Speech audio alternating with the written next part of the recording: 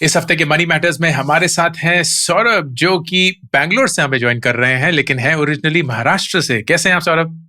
मैं ठीक हूँ अंकुर, आप कैसे हैं?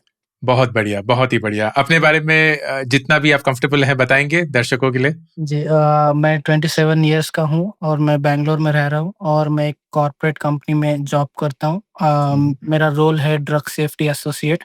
सो बेसिकली एक फार्मा कंपनी है और मैंने मास्टर्स इन फार्माकोलॉजी किया था इस कंपनी में जॉब जॉइन करने के लिए। और other than that I have some hobbies as well, मतलब वीडियो एडिटिंग, कंटेंट क्रिएशन। अरे वाह, क्या बात। यूट्यूब का चैनल भी है मेरा, मैं इनएक्टिव है but I do it and I do some video editing freelancing also. अरे वाह, वेरी नाइस। एंड आपके परिवार में कौन कौन है सौरभ? परिवार में मैं और मेरे भाई है अभी, और ओके। मेरे मम्मी पापा अभी नहीं है इस दुनिया में।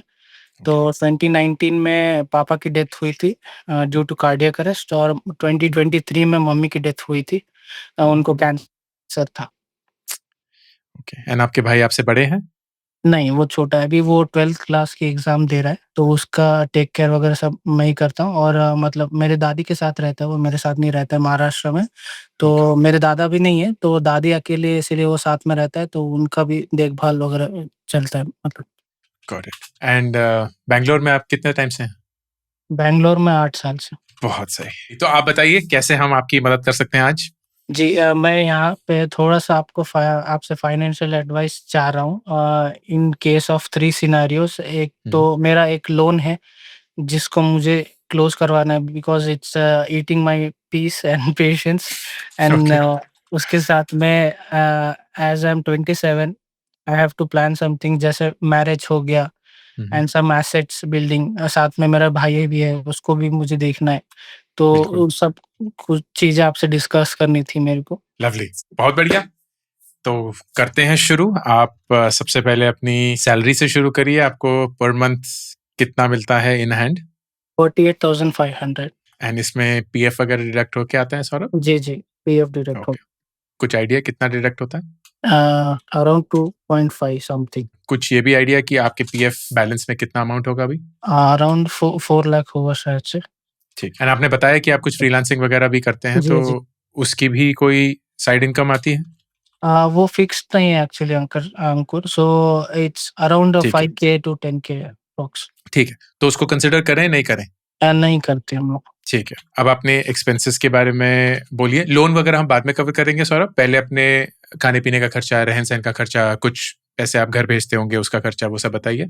ओके, सो 13,500 मेरा रेंट जाता है यहाँ पे, और 2,000 रुपीज़ की ग्रॉसरीज मुझे लगती है एवरी मंथ। 3,000 का पेट्रोल, 3,000 का फूड लाइक ब्रेकफास्ट अगर कहीं बाहर खा लिया तो, अगर तो 500 के वेजिटेबल्स लगते हैं, और 3 रिचार्ज करता हूँ मैं हर मंथ, तो 1,000 रुपीज़ उसके लगते हैं मेरे को। और एवरी मंथ अराउंड 3,000 मैं अपने भाई को भी भेजता हूँ, बस उतने एक्सपेंसेस। तो अगर हम ये टोटल ऐड करेंगे करीब 26,000 रुपये आता है। मोटा मोटा इतना ही लग रहा है आपको? जी। एक चीज अच्छी लगी कि आपको काफी एक्यूरेटली पता था ये नंबर। तो अगर ये आदत है तो बहुत ही अच्छा है। अगर इस कॉल के लिए तैयारी थी तो शुरुआत है। But lovely. अब मुझे अपने लोन्स के बारे में बताइए। जो आपने एक बताया लोन चल रहा है। जी, मेरा एक ही लोन है एक्चुअली, वो पर्सनल लोन था। वो मैंने हम्म। कार ली थी उसके लिए लिया था। तो लोन था 7 लाख रुपीज़ का, हम्म। पर अभी उसमें 6,75,000 बाकी है, और हम्म। उसकी ईएमआई आती है 15,500 रुपीज़। कितनी ईएमआई बची है? अभी तो 4 साल बचे, मतलब साढ़े 4 साल के। लोन आपने कब लिया था? नवंबर में लिया था। ओके, अभी अभी लिया है। अभी ठीक है। ये एनी रीजन आपने पर्सनल लोन से लिया और कार लोन नहीं लिया? जी, कार लोन के लिए मैंने अप्लाई किया था, पर मुझे 13.5% का इंटरेस्ट मिल रहा था, तो मुझे पर्सनल लोन 11.25 पे मिल रहा था, तो इसीलिए मैंने लिया। एक्चुअली मेरे पास कैश था, but as a backup amount मैंने उसको कंप्लीट लोन से लिया, पर मैं उसको थोड़े दिन में क्लियर करने वाला था। बट लाइफ में थोड़ा-सा एक ट्रेजेडी ये हो गई कि उस कार का एक्सीडेंट हो गया था। तो उसमें मुझे 4 लाख रुपीज़ मेरे उसमें चले गए। एक्चुअली बहुत ट्रेजिक था थोड़ा-सा, तो उस वजह से मैं अभी थोड़ा सिचुएशन में हूँ। Correct, correct. तो इंश्योरेंस मतलब नहीं थी, गाड़ी थी? इंश्योरेंस थी पर वो कवर नहीं हुआ ड्यू टू सम रीजंस। तो ओके, ऑलराइट। मुझे ये बताइए सौरभ, अभी क्या आपका ऑफिस आपको इंश्योरेंस प्रोवाइड करता है? जी, इंश्योरेंस 5 लाख रुपीस का है। एंड क्या इसमें सिर्फ आप ही कवर्ड हैं या आपका भाई भी कवर्ड है? नहीं, सिर्फ मैं ही कवर नहीं। ओके, ठीक है। इस कंपनी में आपको कितना टाइम हो गया है? 3 इयर्स। एक चीज करेंगे, जी। एक बार अपने एचआर से ये पूछिएगा, क्योंकि आपके भाई डिपेंडेंट हैं एंड आपके पेरेंट्स नहीं हैं, तो कायदे से वो भी शायद इस हेल्थ इंश्योरेंस में शामिल हो सकते हैं। तो एक बार पूछ लीजिएगा जी, कि मैंने क्या आप, पूछा था वो। हाँ, फिर क्या तो बोला उन्होंने? उन्होंने कहा था कि मेरी ग्रैंडमा अभी है, इसीलिए उनका पैटर्नल वो ही होंगे, तो इसलिए ऐड नहीं हो पाया। ओके, आपके बैंक में अभी कितने पैसे होंगे? सेविंग्स है मेरे पास अभी, लाइक 5 लाख रुपीस की। अदर सिक्योरिटी अगर बात करेंगे तो 20 ग्राम गोल्ड है फॉर सेफ्टी पर्पस। ऑलराइट। कोई भी आपकी इन्वेस्टमेंट्स वगैरह अभी चल रही हैं? मेरी इन्वेस्टमेंट्स थी पर कार जब ऐसा हुआ तो वो सब पूरा क्लोज हो गया एक्चुअली। समझ गए। तो इसको समझने के लिए 2-3 चीजें हम कर सकते हैं। नंबर 1, आपका जो लोन है, मुझे पता नहीं कि क्यों आपका कार लोन 13, 13.5% पे इशू हो रहा था, क्योंकि इतना तो नहीं होना चाहिए। मुश्किल से 9.5, 10, मैक्सिमम 10.5% यूजुअली होता है, बट ठीक है, जो भी कारण हो, इसको पैसे जो आपके पास 5 लाख रुपए हैं या जो सोना आपके पास 20 ग्राम का है, वो भी अगर आप इसको यूज करेंगे लोन चुकाने के लिए, तो उतना आप कमा नहीं पाएंगे अगर आप उसको इन्वेस्ट भी करते हैं, क्योंकि स्टॉक मार्केट भी आपको ऑन एन एवरेज 12-13% देता है ऑन अ सेफर साइड।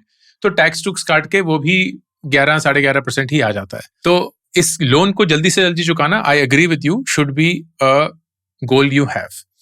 अब इसके 2 और 3 तरीके हो सकते हैं।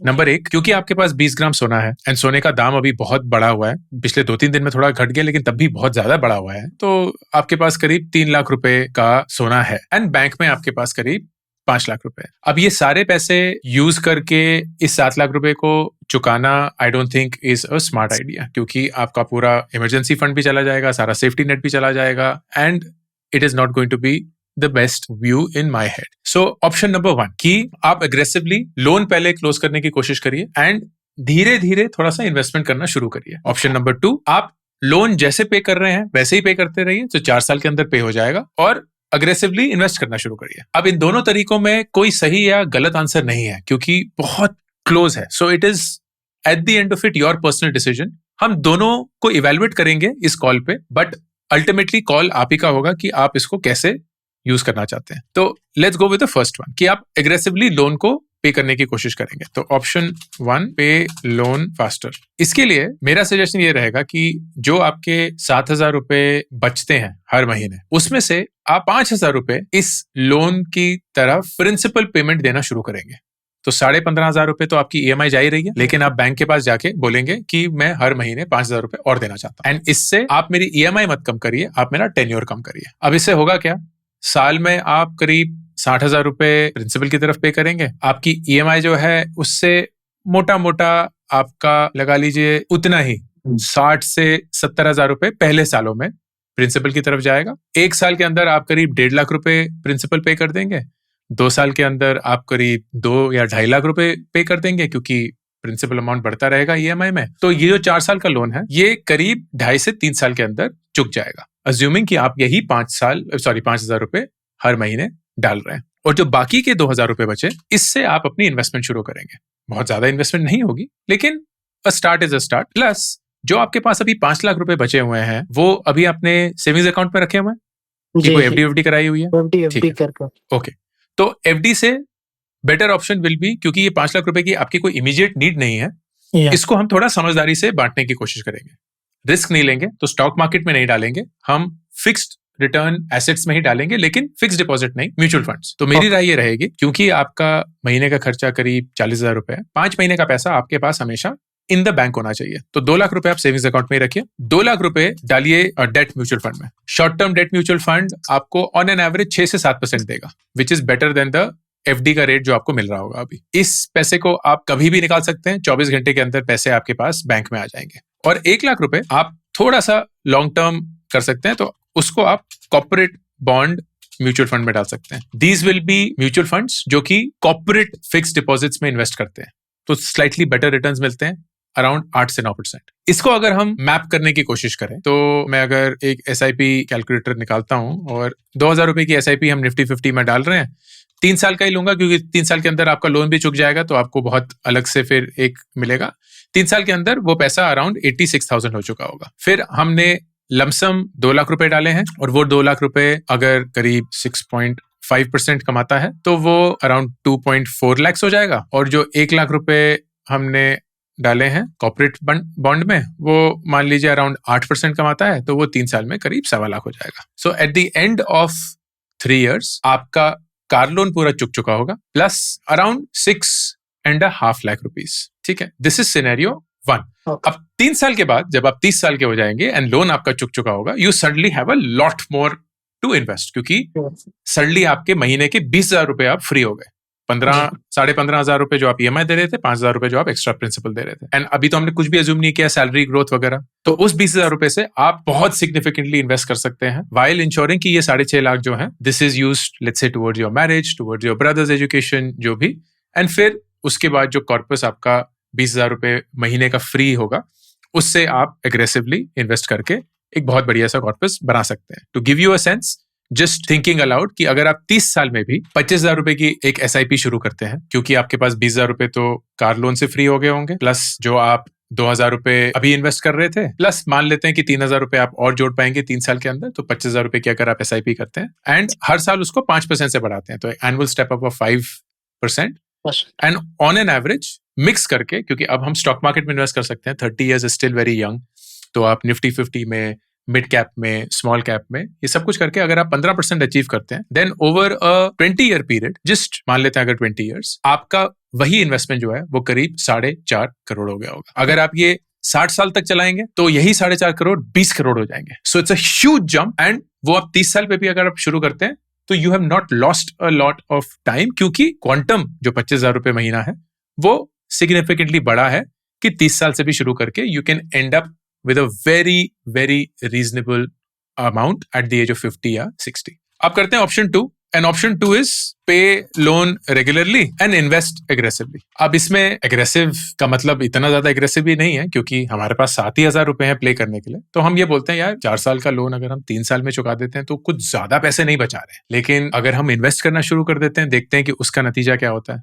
सो 1, पे लोन EMI एज यूजुअल, तो वही 15,500 रुपए जो आपके जा रहे हैं, और दूसरा जो 7,000 रुपए हैं, उस 7,000 रुपए को हम इन्वेस्ट करना शुरू करेंगे। 2,000 रुपए हम निफ्टी 50 में ही डालेंगे, 3,000 रुपए हम मिड कैप म्यूचुअल फंड में डालेंगे, और 2,000 रुपए हम स्मॉल कैप म्यूचुअल फंड में डालेंगे। बाकी के जो हमारे 5 लाख रुपए हैं उसको हम वैसे ही स्प्लिट करेंगे जैसे मैंने बताया। 2 लाख रुपए बैंक में रखेंगे, 2 लाख रुपए का short term debt mutual fund, 1 lakh रुपए का कॉर्पोरेट बॉन्ड म्यूचुअल फंड। आप देखते हैं कि अगर इस अप्रोच से हम चलें और 3 साल के अंदर क्या हो, ये 3 मिला के आपके पास करीब 3 लाख रुपए बनेंगे, प्लस आपके पास वो 5 लाख रुपए जो ऑलरेडी हैं, तो this will come to around 8 lakh रुपए टोटल 3 साल के अंदर। लेकिन 1 साल का लोन अभी भी बचा हुआ है। अब उस पॉइंट पे, क्योंकि लोन का अमाउंट आई थिंक गिर के अराउंड 1.5 से 2 लाख ही बचा होगा ऑफ द 7 lakhs, आप ये डिसाइड कर सकते हैं कि यार इस 8 लाख में से मैं 1-2 लाख रुपए निकाल के बचे हुए लोन को खत्म कर दूं एंड 3 साल के अंदर ही लोन चुका दो, so that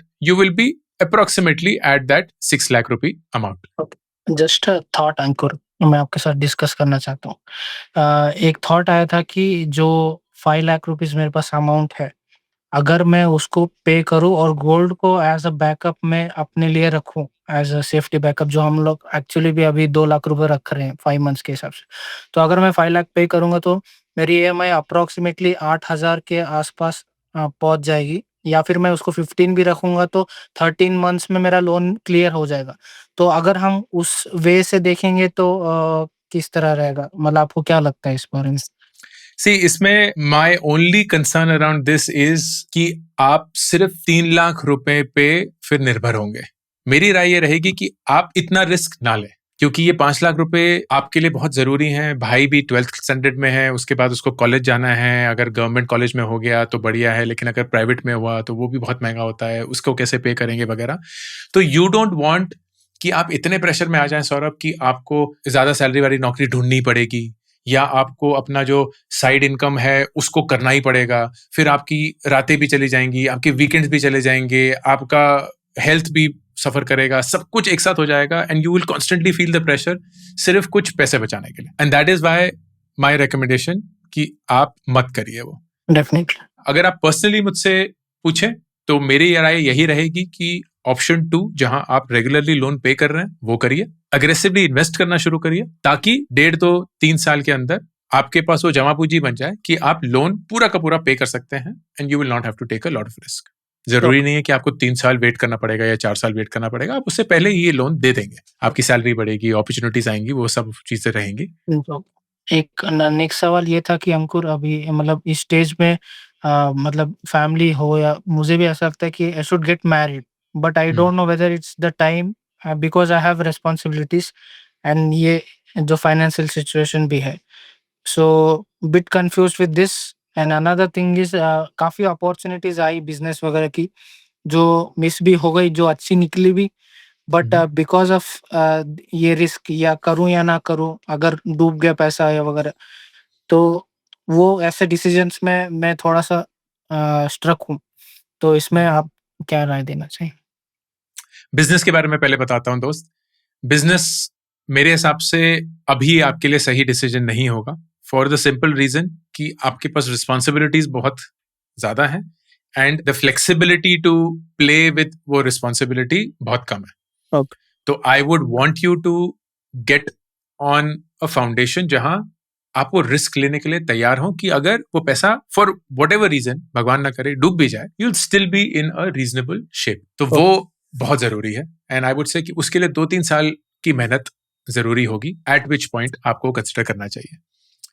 from a marriage perspective, एक तो फाइनेंशियल डिसीजन है और एक इमोशनल डिसीजन है। इमोशनल डिसीजन तो बहुत आसान है कि मुझे जनरली ऐसा लगता है कि अगर आपको सही पार्टनर लाइफ में मिलता है तो जिंदगी बहुत खूबसूरत बन जाती है, बहुत अच्छी बनती है and everyone should experience that. अगर वही पार्टनर एक गलत पार्टनर निकले तो जिंदगी बहुत खराब हो जाती है, बहुत मुश्किल हो जाती है। तो जल्दबाजी मत करिए। फाइनेंशियली मुझे ऐसा लगता है कि अगर आपको सही पार्टनर मिलेगा सौरभ, एंड आजकल 2026 में क्योंकि हम इतने आगे बढ़ चुके हैं and we definitely see not a big difference between men and women when it comes to rights and opportunities, you most likely will find somebody जो कि एक अपने प्रोफेशन के साथ आएंगी। तो आपको ऐसा नहीं लगना चाहिए कि सारी जिम्मेदारी आपकी है। While you may want to take it, but you don't have to take it. अब ये भी नहीं है कि आप ये एक्सपेक्ट करेंगे कि आपकी लोन की जिम्मेदारी आपकी पार्टनर की है, नहीं। You are responsible for your loans.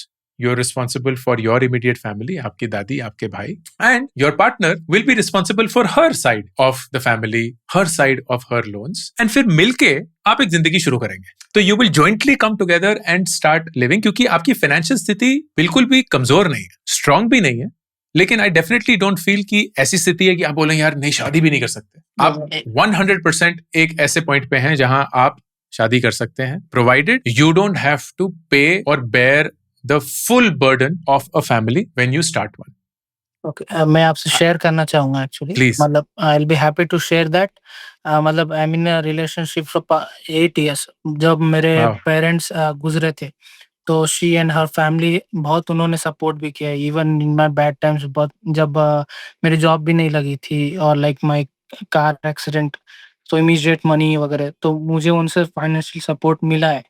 But still I am not able to decide whether this is the time on this moment to get married, because even she is earning the same company we work. It's 8 years, so पता नहीं है।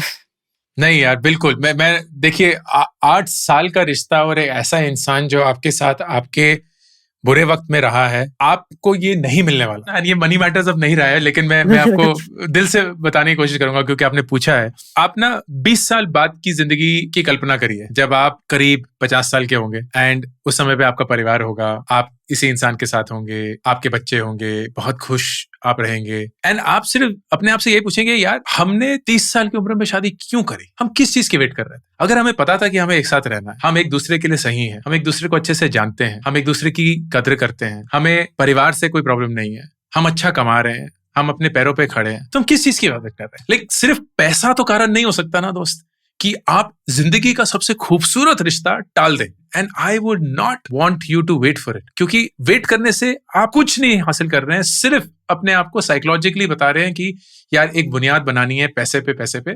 लेकिन अगर वो same company में same कमा रही है, आप जुड़कर इतना कुछ ज्यादा कर सकते हैं कि इस कॉल की भी जरूरत नहीं है आपको। You are 100% ready.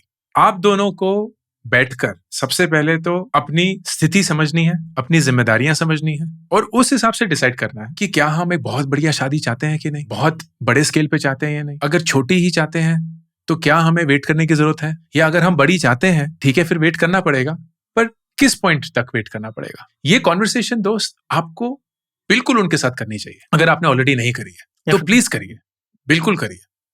And hopefully जब ये वीडियो जाएगा तो उनको खुद ही पता चल जाएगा कि आप बात करने ही वाले हैं या उससे पहले ही कर लेंगे। तो यस श्योर। बढ़िया, बहुत अच्छा रहा यार कॉन्वर्सेशन, मुझे बहुत मजा आया। आई don't know if it was helpful for you, but thank you so much यार। थैंक यू अंकुश, बहुत मजा। ऑल द बेस्ट यार, thank you so much. Okay. I'm super thrilled to announce my new latest project, India Genius Challenge. ये एक nationwide hunt है भारत के brightest young students का, aged between 13 to 15 years. एक online round followed by the national finals that will happen in Delhi, जहां सबसे brightest students को मिलेगी 10 लाख रुपए की स्कॉलरशिप। ऑनलाइन राउंड्स में daily, weekly, monthly winners announce होंगे। उनको मिलेंगे iPhones, iPads, PS5s, books, trophies, certificates and a lot more, all leading to the national finals happening in Delhi. Please, अगर आप किसी 13 से 15 साल के बच्चे को जानते हैं, आपके परिवार में कोई है या आप खुद वो हैं, then log on to indiageniuschallenge.com and start playing the challenge.